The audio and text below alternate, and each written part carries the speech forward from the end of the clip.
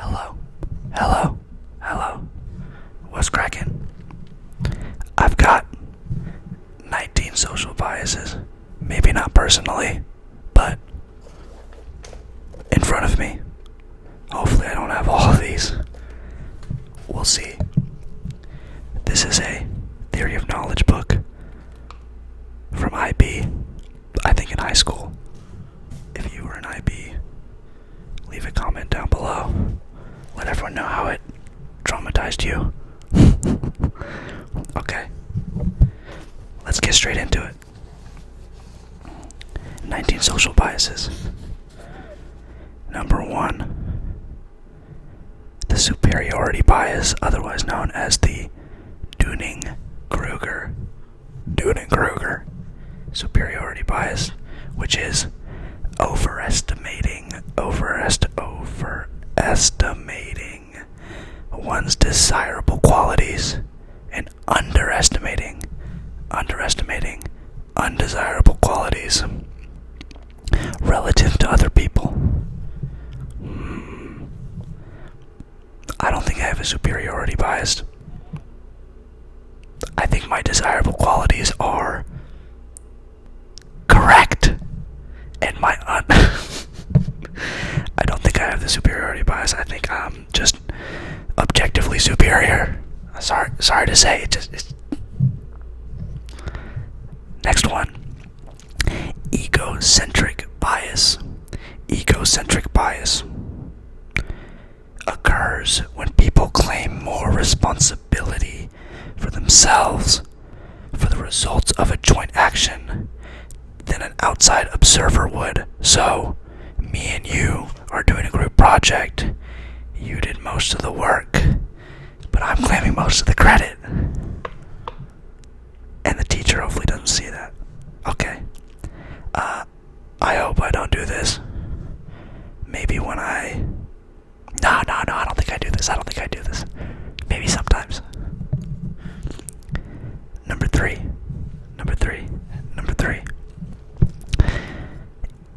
False consensus effect.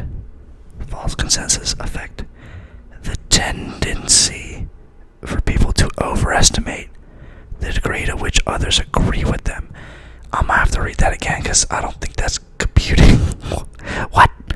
The tendency for people to overestimate the degree to which others agree with them. I think I got it that time. So, if I say I'm objectively superior, and I think that everyone else agrees with me, even if only a few people agree with me, then I would have the false consensus effect. Okay. Next up. The Forer effect, or the Barnum effect. The tendency to give high accuracy ratings to descriptions of their personality that supposedly are tailored specifically for them, but are in fact vague and general enough to apply to a wide range of people. For example, horoscopes. I'm overly with this one. Yeah. The Forer effect, the Barnum effect.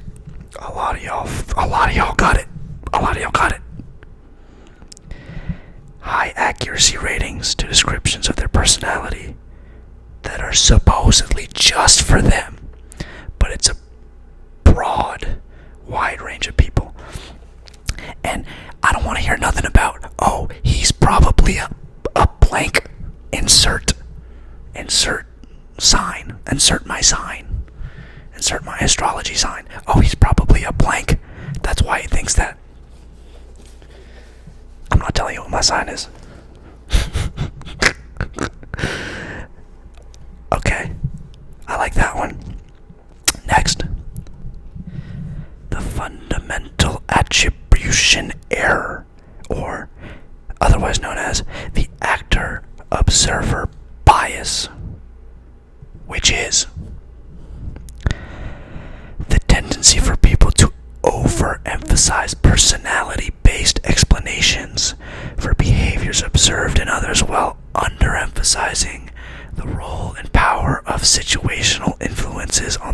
behavior. Well, slow down. Too many hyphens. Too many long words in sequence. Felt like a damn run-on sentence. Let me break it down for myself. You probably got it. You're probably fine. I think I have the dumb social bias. I'm a dumbaw. Okay. The tendency for people to overemphasize personality-based explanations for behaviors observed in others while underemphasizing the role and power of situational influences on the same behavior. Okay, so they're saying that, like,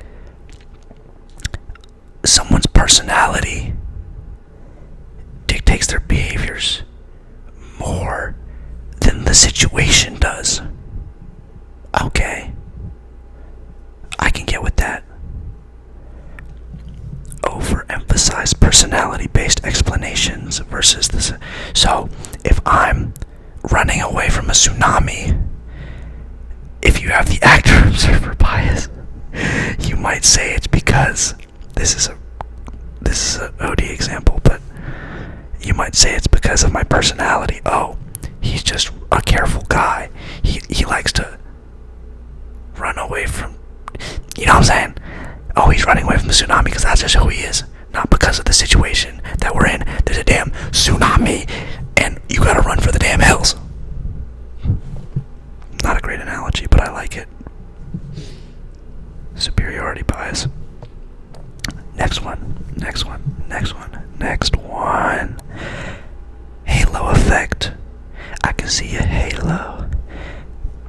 It's just a photo of Beyonce. That's it. Moving on. I'm playing. The halo effect. The tendency for a person's positive or negative traits to spill over from one area of their personality to another in others' perceptions of them. Then in parentheses it says, see also physical attractiveness stereotype. I don't want to say I got that one, but I might be guilty, guys. I might be guilty. The tendency for a person's positive or negative traits to spill over from one area of their personality to another and others' perceptions of them. So, I think I got the halo effect a lot. I feel like I will sometimes put the positive things about a person and keep that at the forefront of my mind and my opinion and what I think of them, so much so that I forget to look past it and see some of the rest of who they are. That's happened to me recently with some people in my life where I think that they're wise and older than me, and because of that I looked up to them, which I still do in some ways, until I realized that actually in many ways, emotionally, maybe in their own self and their own self-esteem and who they believe themselves to be and how grounded they are in themselves, what they think of themselves,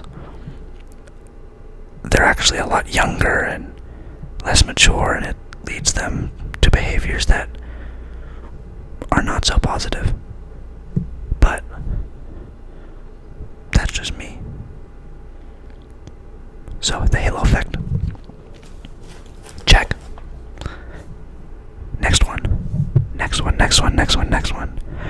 Herd instinct. Herd instinct, like an animal herd. Common tendency to adopt the opinions and follow the behaviors of the majority to feel safer and to avoid conflict. I think we all got that. For the most part, there's a few stubborn people who are like, nah, not me. Next one. Illusion of asymmetric insight. People perceive their knowledge of their peers to surpass their peers' knowledge of them. Ooh, this one's kind of spicy. Perceive their knowledge of their peers to surpass their peers' knowledge of them. So that's like, you're my peer, and I know a lot. I know everything about you, or so I think. But actually, you might know just as much or more about moi. Type.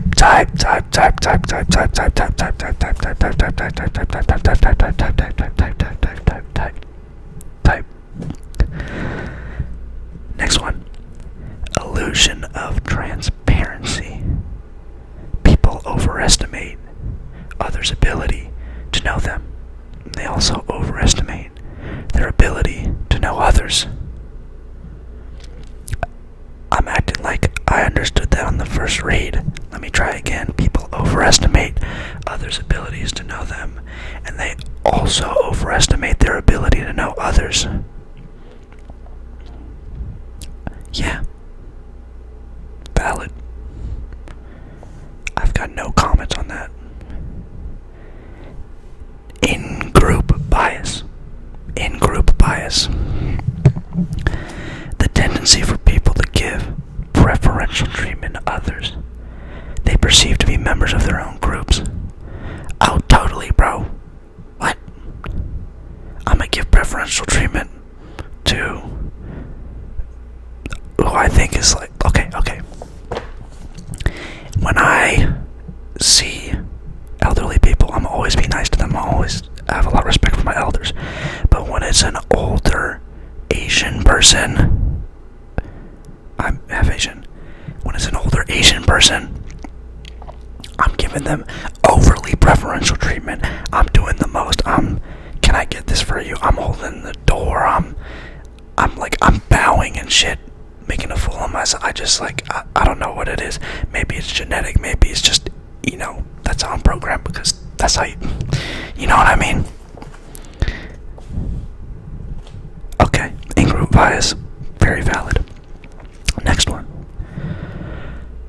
Just world phenomenon. Just world phenomenon. The tendency for people to believe that the world is just, and therefore people, quote, get what they deserve.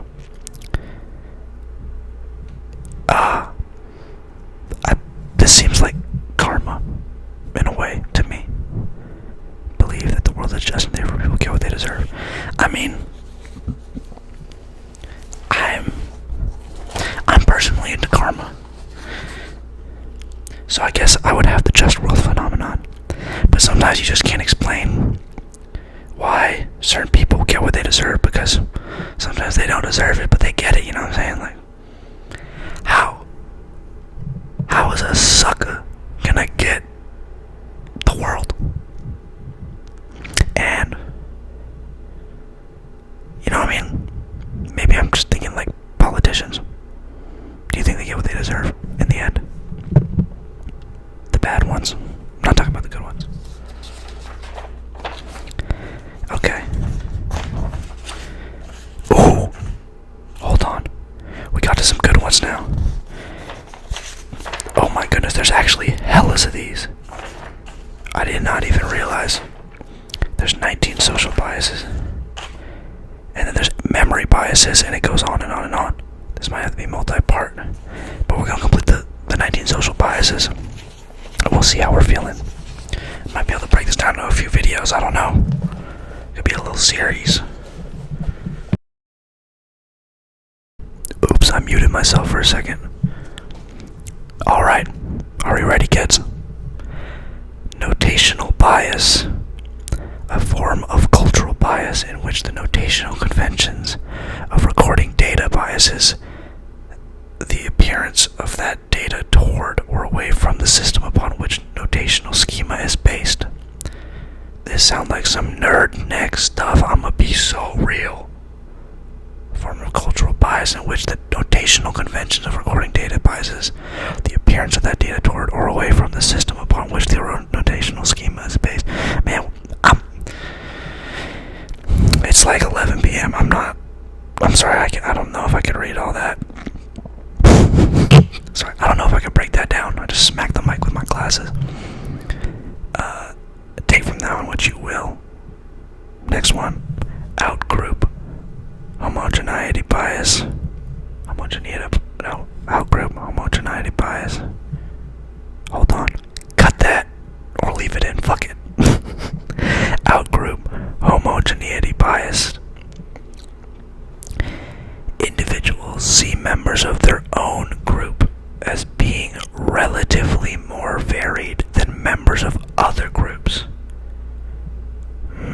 Interesting. That's an us versus them type thing. I mean, I feel like individuals or members of my group in my life are really varied. So I am either the perfect example of the outgroup homogeneity bias, or I'm just cool. I don't know. Next one. Projection bias. Projection bias. Projection bias. Projection bias. Projection. Hold on, let's get that. What if I held the mic like, we'll figure it out. Projection bias. The tendency to unconsciously assume that others share the same or similar thoughts, beliefs, values, or positions. I mean, projection bias, I feel like everyone got that a little bit, especially if it's someone that you already like as a person or whatever. You project a little bit because you're hoping that they share values with you, they share beliefs, they share the same things as you, so you can like them even more. I think the projection bias is incredibly important in any parasocial relationship. Yeah, you with me? Or just me? Next one. Self-fulfilling prophecy. The tendency to engage in behaviors that elicit results which will, consciously or not, confirm existing attitudes. Self-fulfilling prophecy. Yeah, do things that will make what you said right or true. Everyone do that a little bit. Valid. Self-serving bias / behavioral confirmation effect.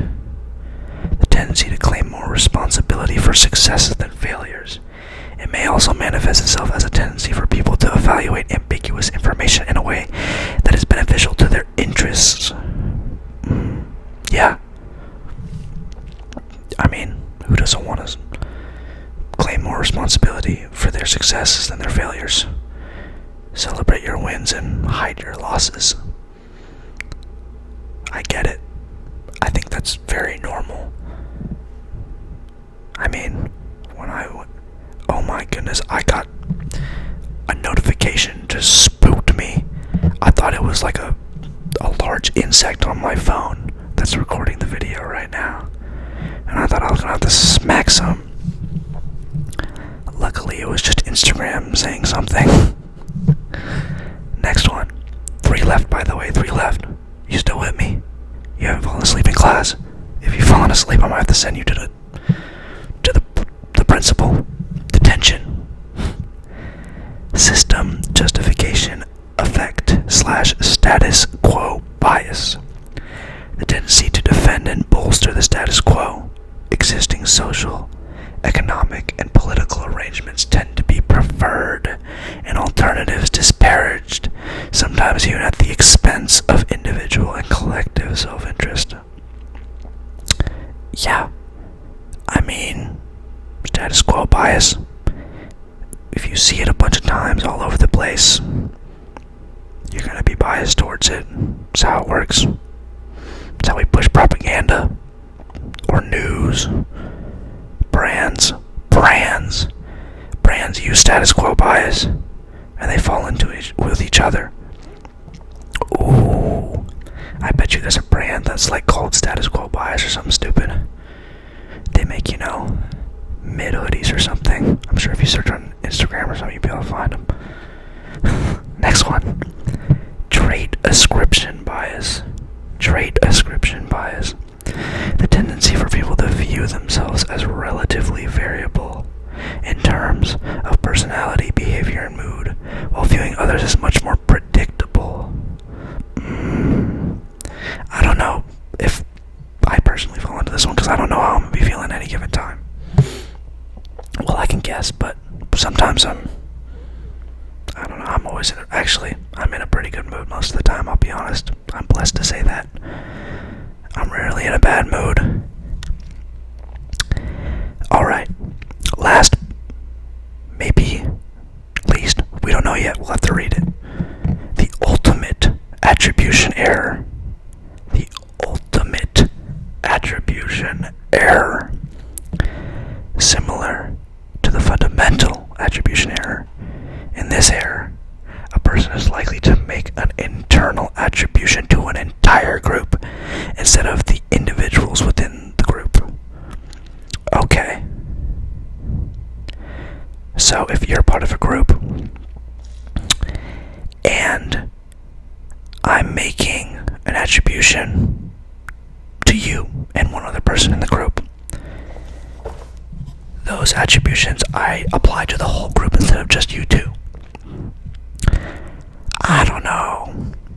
This feels like someone made up this social bias to justify their racism. No, I'm not racist. I just have ultimate attribution error. That's all it is. No, I'm not racist. I have social biases, that's what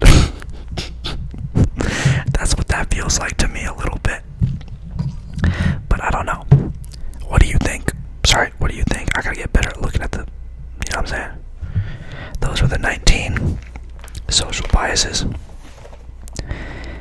In this here reader, maybe next we'll go over the memory biases. And oh my goodness, there's 42 decision-making biases. And they look mad interesting. I might have to run that one next. 42 decision-making biases. And then 35 probability and belief biases. Wow, this got a lot of stuff in it. And I feel like I actually used to know this stuff. Maybe I was even tested on it. But for now, that is all.